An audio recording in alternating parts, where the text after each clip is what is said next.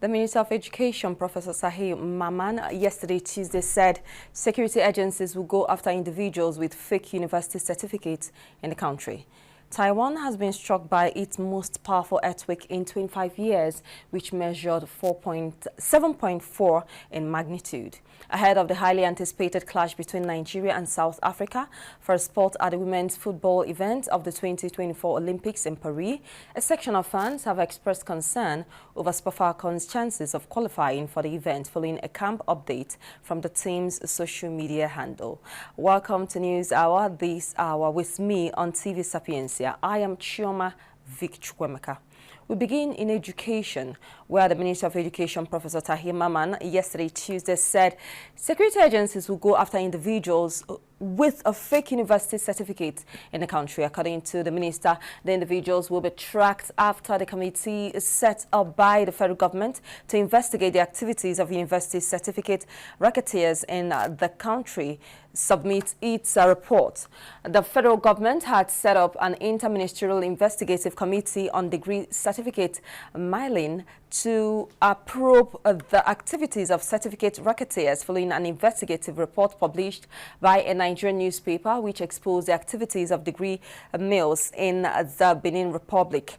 The investigative report, which exposed the illegalities perpetrated by some tertiary institutions in the West African countries, led to the Nigerian government placing a ban on the accreditation and evaluation of degrees from Benin Republic and Togo. The committee set up by the federal government was also tasked with investigating Nigerian private universities established in the last 15 years. We're following up on the story and we'll keep updating you.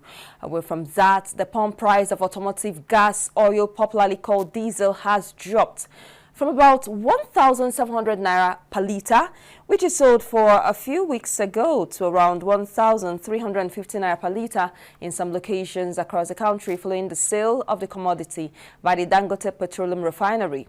It was gathered on Tuesday that the $20 billion worth refinery started pumping out diesel to the domestic market last Wednesday. It sold a minimum of 1 million litres to each registered oil marketer that got the product from the plant since it commenced a diesel sale. Officials of the multi-billion-dollar plant and oil dealers confirmed that the product was dispensed to marketers at between 1,225 naira per litre and 1,300 naira per litre, depending on the volume of purchase.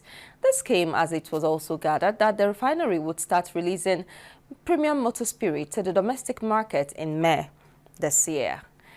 We move to health, where the Association of Resident Doctors at the University of Medical Sciences Teaching Hospital, Ondo State, has commenced a 14-day warning strike over non-payment of 7-month salaries to their new members. Members of the association who staged a mini protest on the premises of the facility on Tuesday vowed to ground their activities at a government-owned medical facility if their demands were not met. The president of the UNIMED urged Dr. John Matthew, who spoke with journalists during the protest, lamented that their members were yet to be paid their entitlements. Away from that, the federal government and the International Criminal Police Organization have commenced the process of extraditing a Binance chief, Nadim Anjarwalla, who escaped from detention on March 22. Security agencies had in February arrested Anjarwalla and Tigran Ganbayan, two executives of the cryptocurrency firm Binance Holdings Limited, over alleged money laundering. They were detained in a safe house in Abuja on the order of the National Security Advisor, Nuhu Ribadu. Among other charges, the firm and the two executives were arraigned for $35,400,000 money laundering at the Federal High Court, Abuja. But on Friday, March 22, Anjarwalla escaped from detention and left the country using a Kenyan passport. On Tuesday, top government sources confirmed that the process of extraditing the fugitive had already begun. Nigeria Governors Forum has said it will collaborate with National Youth Service Corps and may consider establishing a trust fund to reduce the number of out-of-school children in the country, estimated at about 20 million, despite the Universal Basic Education Board Act of 2004, stipulating that basic education is both free and compulsory for every child in Nigeria. There remains a huge number of children not yet enrolled in school. Recently, the federal government affirmed its commitment to returning 10.2 million out-of-school children from the streets to classrooms by 2027. We'll take a break right now. When we return, still in education, candidates who hope to register for direct entry examinations conducted by the Joint Admissions and Matriculation Board with pre-degree certificates from 15 institutions across the country will now be subjected to a pre-verification exercise. These and other stories will come your way after this timeout. Please do stay with us. Welcome back to News Hour this hour. Moving things along in education right now, candidates who hope to register for direct entry examinations conducted by Joint Admission and Matriculation Board with pre-degree certificates from 15 institutions across the country will now be subjected to a pre-verification exercise. Now, the board noted that it took its decision following the failure of the institutions to respond to the verification request on the status of the certificates issued to candidates during the conduct of the 2023 direct entry registration. The pre-verification process will henceforth be conducted via the Central Admissions Processing System, popularly known as CAPS. JAMB clarified that candidates from other institutions would not be subjected to the pre-verification exercises. Meanwhile, still in education, JAMB said it uncovered at least 1,665 fake A-level results during the 2023 direct entry registration. The exam body also said the A-level results verification regime was occasioned by the endemic corruption associated with the system and was intended to restore the integrity of this component of the admission process. JAMB Registrar Professor Ishaq Oloyede disclosed this when he received the leadership of the National Association of Nigeria Colleges of Education students in his office on Tuesday. That's yesterday in Abuja. In Anambra State, the Anambra State Governor's wife, Mrs. Noye Soludo, has advised those who are celebrating Easter holiday to be mindful of what they consume and not to allow the occasion to take away their consciousness from right health. The Governor's wife, who stated this in her Easter message, pointed out that it is important for people not to allow the frenzy of the celebration to get a better part of their health. She appealed to those who are treating underlying ailments to pay more attention to their health and be mindful of what they eat that could worsen their existing challenges.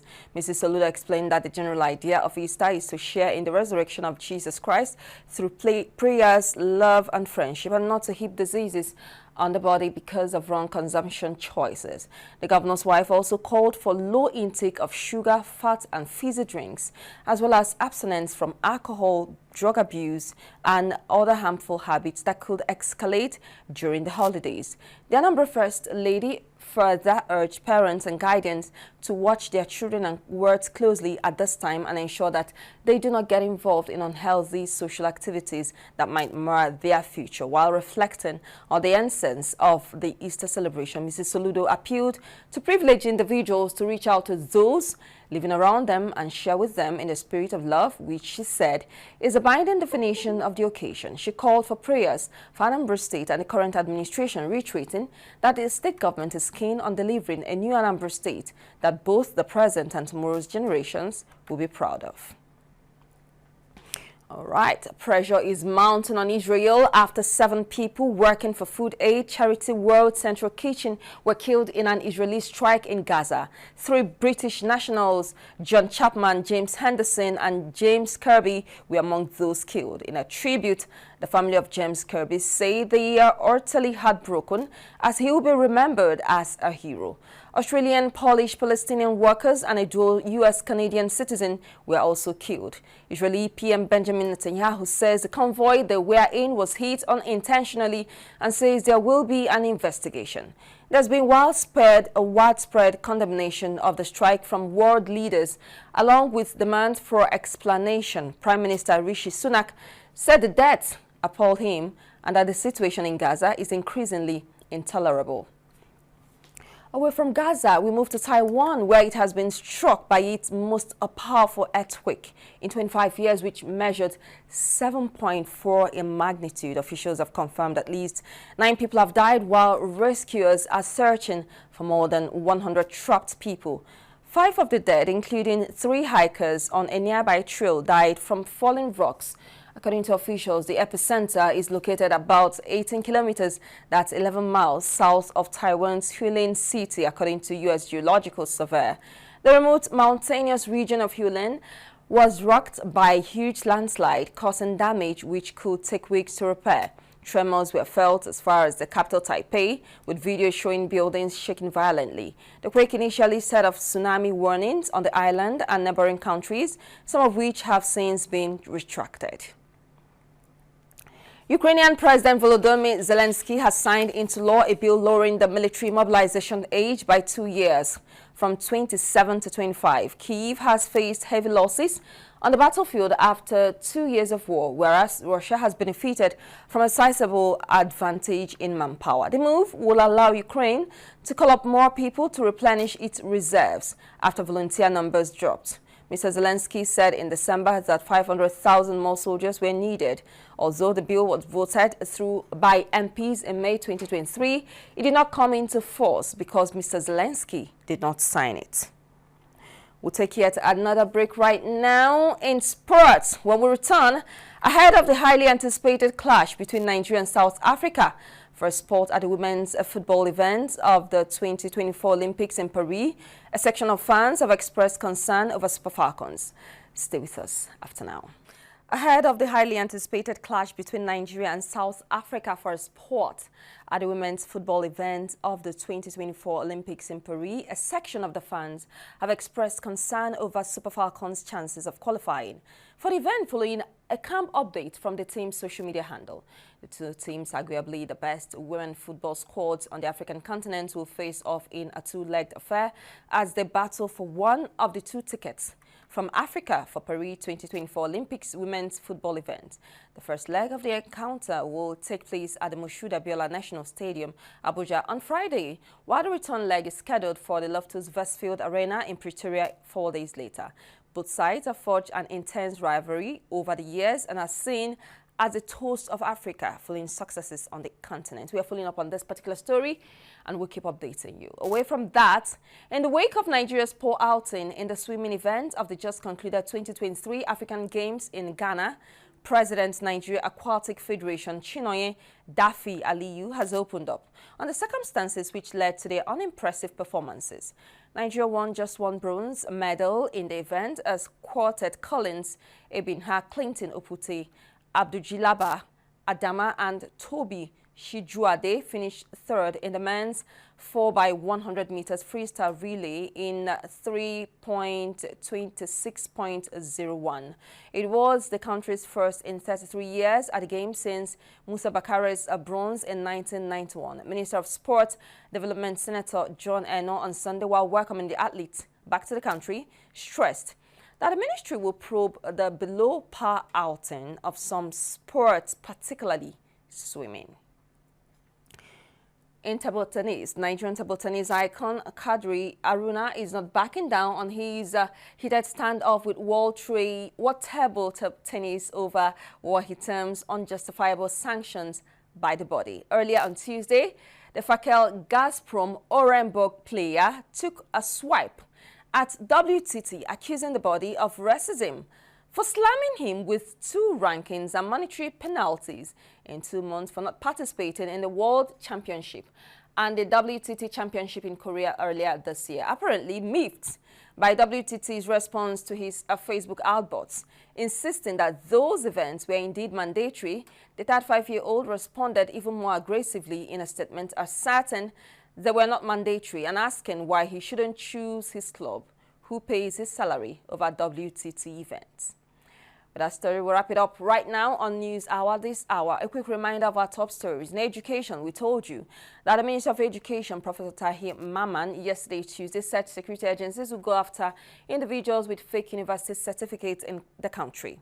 From Taiwan, Taiwan has been struck by its most powerful earthquake in 25 years, which measured 7.4 in magnitude. And in sport, ahead of the highly anticipated clash between Nigeria and South Africa for sport at the women's football event of the 2024 Olympics in Paris, a section of fans have expressed concern over Super Falcons' chances of qualifying for the event following a camp update from the team's social media handle. That's it on behalf of on behalf of the editorial and the production crew, my name is Choma Vicchukwemeka. Stay with us here on TV Sapienza. We have other news times at exactly 4 p.m. I'll be back here with News Hour. Kindly be security conscious, be on the alert, whatever it is you do. Ensure you are on the right path with the law. Stay with us. See you